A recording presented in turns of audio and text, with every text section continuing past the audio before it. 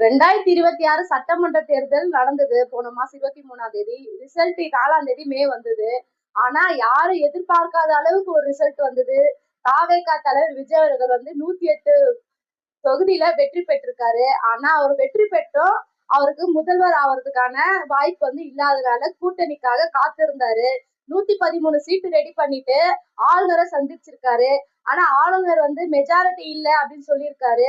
திரும்பவும் ஆளுநர் அழைப்பு விடுப்பாரு, வியாழக்கிழமை அன்னைக்கு பதவி ஏற்கலாம் அப்படின்னு நேரு விளையாட்டு உள்ளரங்கத்துல மக்கள் எல்லாம் விஜயோட தொண்டர்கள்லாம் மிகவும் சந்தோஷத்தோட காத்திருக்காங்க.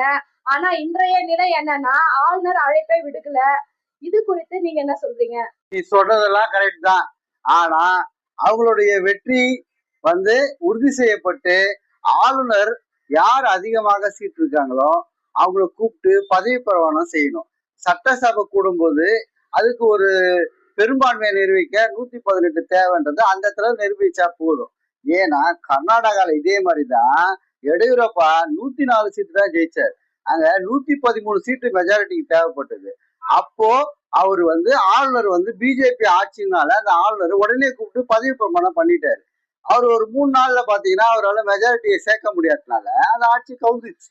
ஆனா இங்க இவர் டைம் கேட்கிறாரு. இந்த டைம் ஆளுநர் கொடுக்கலாம். அவரு வந்து மெஜாரிட்டியை இது பண்றதுக்கு இன்னும் ஒரு 5 சீட்டு 6 சீட்டு தான் தேவைப்படுது. அதை பண்றதுக்கான வாய்ப்பு இருக்கு. வாய்ப்பு இயக்க தலைவர் விஜய அவரை கூப்பிட்டு பதவி பிரமாணம் பண்ணிட்டு ஒரு 5 நாட்களோ 6 நாட்களோ டைம் கொடுத்து நீங்க வந்து பெரும்பான்மையை நிரூபிக்கணும்னு சொன்னா நடந்துட்டு போகுது. அவங்க அதுக்கான மெஜாரிட்டி இருந்தா நிரூபிக்க போறாங்க, இல்லைன்னா அதுக்கான ஆக்ஷனை ஆளுநர் எடுக்கலாம். ஆனா பதவி பெரும்பான்மையை பண்ணி வைக்க மாட்டேன்னு சொல்றது வந்து இது உச்சபட்சமான ஒரு இது கடுப்பான விஷயத்த பார்க்க வேண்டியதா இருக்கு. ஆளுநர் வந்து பிஜேபியோடைய விஷயத்துல இன்னைக்கு காங்கிரஸ் கூட கூட்டணி போயிட்டாங்க விஜயன்றதுனாலதான் இந்த பாரபட்சத்தை காட்டுறாங்கன்றத நம்ம வெளிப்படையா தெரியுது. ஆனா இதுக்கு முன்னாடி இருந்த ஆளுநர் ரவி எத்தனை குடைச்சல் தமிழ்நாட்டுக்கு கொடுத்தாரோ இப்பதான் இருக்கிற ஆளுநர் குடைச்சல் கொடுக்க ஆரம்பிச்சிருக்காரு.